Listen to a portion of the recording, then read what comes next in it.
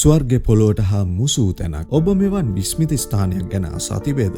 ඉතාලියේ බියෙල්ලා කඳුකරය අතරින් සොබහදාමේ සෞන්දර්යයෙන් වට වූ දර්ශනීය ස්ථානයක පිහිටා ඇති සන්තුආරියෝ දෙල්ලා මදොන්නා දී ඕර්පා පිලිප්පෝ ජුආරා වැනි බැරොක් යුගයේ ප්‍රමුඛ පෙළේ ගෘහ නිර්මාණ ශිල්පීන් විසින් දේවස්ථාන සංකීර්ණයට එක් කරන ලද අලංකාර ගොඩනැගිලි එහි කලාත්මක වටිනාකම තවත් වැඩි කරනවා. 17 වැනි සියවසේ සහ 18 වැනි සියවසේ අගභාගයේදී ජුආනි ගල්ලියාරි සහ ඔහුගේ සහායක කලාකරුවන් විසින් අඳින ලද අභ්‍යන්තර බිතුසිතුවම් සහ අලංකරණයන් එකල කලා ශිල්පීන්ගේ දක්ෂතා මනාව විදහා දක්වනවා. ආගමික වශයෙන් මෙම ස්ථානය සතවර්ෂ ගණනාවක් පුරා වන්දනාකරුවන්ගේ ගමනාන්තයක් වී ඇත. කළුදේව මාතාව ප්‍රතිමාවට ආශ්චර්යමත් බලයක් ඇතැයි බැතිමතුන් විසින් විශ්වාස කරති. ඒ වගේම ඇල්ප්ස් කඳු පාමුල පිහිටා ඇති මෙම දේවස්ථානය අවට ඇති වනගත ස්වභාවය, පිරිසිදු වාතය සහ දර්ශනීය කඳු දර්ශන හේතුවෙන් ස්වභාව ධර්මයට ලැති අයටද සුවිශේෂී අත්දැකීමක් ලබා දෙනවා. ඉතිහාසය, කලාව,